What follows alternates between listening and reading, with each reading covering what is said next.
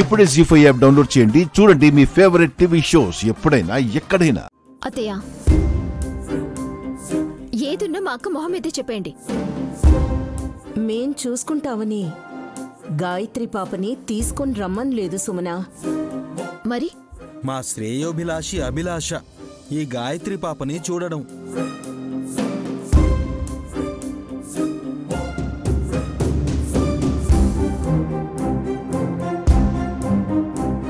మీ శ్రేయోభిలాషులు ఎవరున్నారన్నయ్య? ఏ మీకే ఉండాలా చుట్టాలు ఫ్రెండ్స్? అయ్యో ఐటమ్ రాజా, మీకు మేలు కోరిన జశ్వంత్ వాళ్ళ చెల్లి జాస్మిన్ ఏమైంది? పూల వాసనలానే ఎక్కువ రోజులు ఉండలేకపోయింది. తమరి గర్ల్ ఫ్రెండ్ కసి అలియాస్ కందగడ్డ సితారా ఏమైంది? ఇలా వచ్చింది అలా చచ్చింది కదక్కా. అంటే ఏంటమ్మా వీళ్ళంటుంటే గుంట తవ్వుకోవడమేనా? అందుకే కదండి మనం విష్ణాయిని నమ్ముకుని ఉండడం మంచిదని చెప్పింది.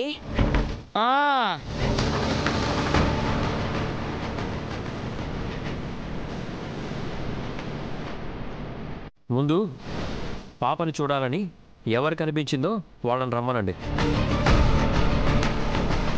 వచ్చాను.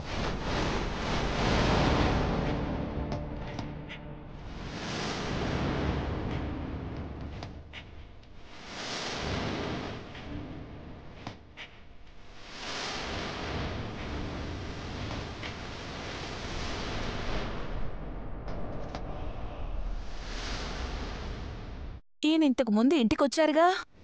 మగాడు నీకు బాగా గుర్తుంటారే. అయ్యో రామా, వారు స్వాములండి. తెలుసు, ఎవరు చెప్పకముందే నీవు చెప్పడంలో ఉన్నా ఇంట్రెస్ట్ ఎంత అంటున్నా. చూసారా మా ఆయన నన్ను ఎలా అనుమానిస్తున్నారో. మీది జీడిపాకం జోడి అని తెలుసు గాని ముందు మహానుభావులు ఎందుకు వచ్చారో తెలుసుకుందాం.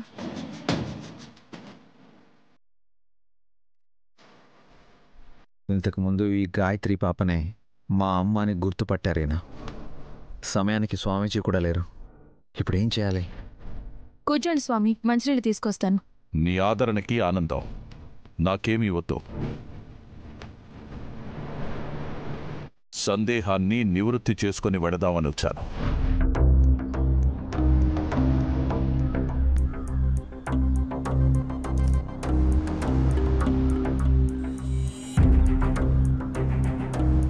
ఎవరి మీదైనా అనుమానం ఉందా స్వామి? ఉంటే గింటే నీ మీదనే ఉండాలి. ఎందుకో ఏంటో చెప్పమనండి. అయితే వారొచ్చింది గాయత్రి పాపని చూడ్డానికి అన్నారు కదా స్వామి. మీరు చూడండి, నిమిషం పాటు ఎత్తుకోవాలనుకున్నా పర్వాలేదు. వాళ్ళ నాన్న ఎత్తుకున్నాడు కదా, అక్కడే ఉండనివ్వండి. నాన్నంటే కన్నతండ్రి అనుకోకండి. ఇంతకుముందు మీకు చెప్పారో లేదో, ఆ పిల్లని మా అక్క వాళ్ళు దత్తత తీసుకున్నారు. బిడ్డను దత్తత తీసుకోవచ్చు, తల్లిని ఎక్కడా దత్తత తీసుకోరు.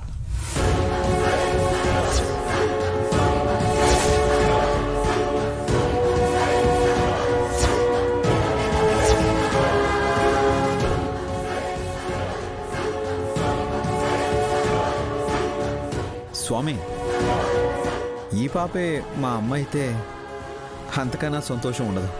పునర్జన్మెత్తిన నా కన్న తల్లి కోసం నేను అక్కడ ఇక్కడ వెతికే అవసరం కూడా ఉండదు. స్వామివారు అలా అన్నారని మనం రాజీ పడితే అమ్మగారిని తీసుకురాలేం కదా బాబు గారు. గాయత్రి అత్తయ్యని ఆ పిల్ల అంటుంటే మళ్ళీ నువ్వు అమ్మగారంటావేంటక్క? అలా అని చెప్పి మమ్మల్ని సంతోషంగా ఉండమంటే ఎలా? నిరూపణ చేస్తే అప్పుడు నమ్ముతావు కదా నాయని. వేరే ఆలోచన కూడా చేయను.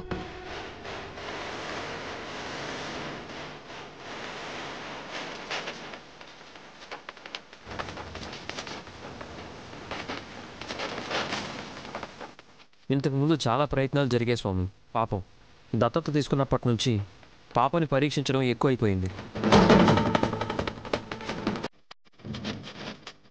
పర్వాలేదు లేరా, ఇంకొకసారి సరి చూసుకుంటే పోయేదేం లేదు కదా.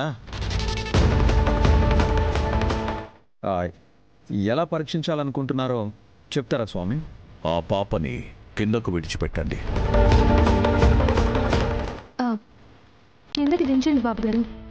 నైని దించండి.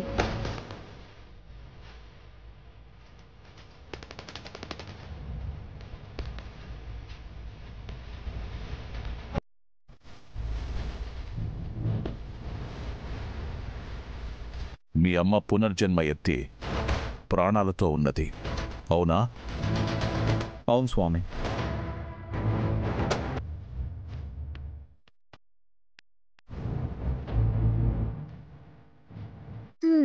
నమ్మకం అంతే స్వామి. నాకైతే ఆవిడ ప్రాణాలతో లేదని. సుమనా, నైని, ఎవరి అభిప్రాయం వారిది, చెప్పనివ్వు. నీ చిన్న కోడలకు అనుమానం ఉంటే నీకు మాత్రం బాగా నమ్మకం ఉందమ్మా పెద్దమ్మ బతికే ఉందని.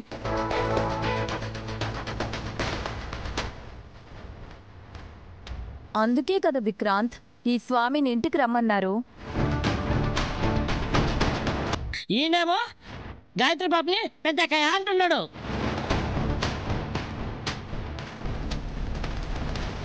ఏదో నిరూపిస్తానన్నారుగా, చేయనివ్వండి.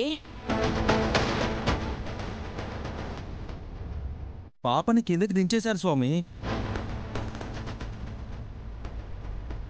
తనే గాయత్రీదేవి అయితే ఏమాత్రం ఊరుకోదు.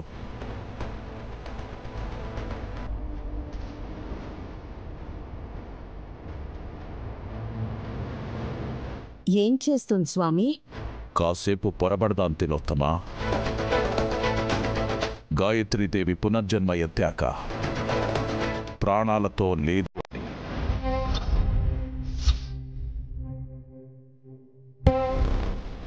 ఆ పటంలో ఉన్న గాయత్రీదేవి నుదుటన ఈ కుంకుమ పెడతాను.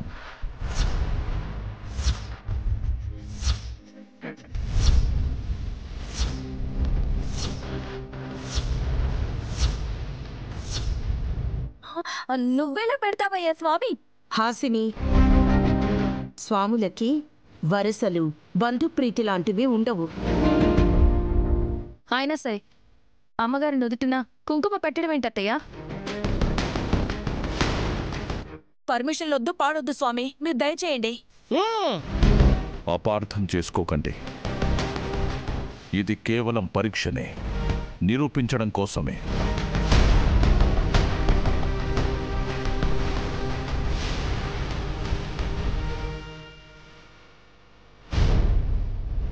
కుంకుమను నేను పెట్టాలనుకున్నాను కానీ